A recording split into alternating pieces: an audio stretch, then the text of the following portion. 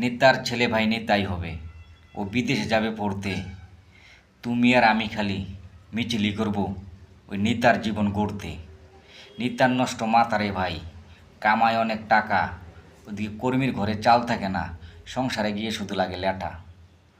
বাবা দিনরাত পরিশ্রম করে ক্ষেত কামারে গিয়ে, আর ওদিকে ছেলে শুধু নেতার পিছনে দিনরাত ঘুরে নেতারই দুবা চাটে।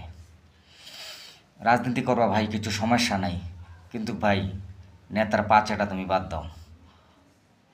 রাজনীতি রাজনীতির শেষে, দিন শেষে কিছু ভালো কিছু করার কাজ মত দাও। কেন ভাই, কেন এই কথাটা বলেছি জানো?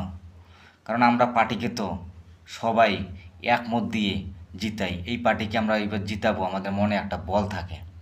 থাকার পর যখন তুমি পার্টিটা জিতে যাবে, যখন তোমার একটার জন্য কাজ আসবে, হ্যাঁ, কাজের জন্য যখন যাবা, বড় বড় লোকগুলো কিন্তু আগে খবর পায়, কিন্তু ছোট ছোট লোকগুলা কখনো কিন্তু খবর পায় না। ছোট ছোট ছোট লোকগুলো শুনে কিন্তু যায়, তখন ওরা কি বলে জানো?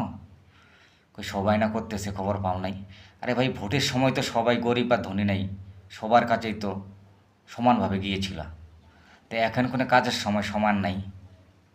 কিন্তু এইটাই সব নেতাদের কাছে আমার আরাধনা। কিন্তু ভাই, সব নেতাদেরকে বলতেছি, আমার তরফ থেকে সব নেতাদেরকে নমস্কার রইল। ভোটের সময় তোমরা যেভাবে সবার বাড়িতে আসো, একটা কাজ গেলেও সবাইকে তোমরা সমানভাবে দেখো। কেউকে পিটিআর কোলে রাখো না, কারণ সবাই তোমাকে ভোট দিয়ে জিতিয়েছে। কিন্তু আমার তরফ থেকে সব বন্ধুদেরকেই অনেক অনেক ভালোবাসা রইল।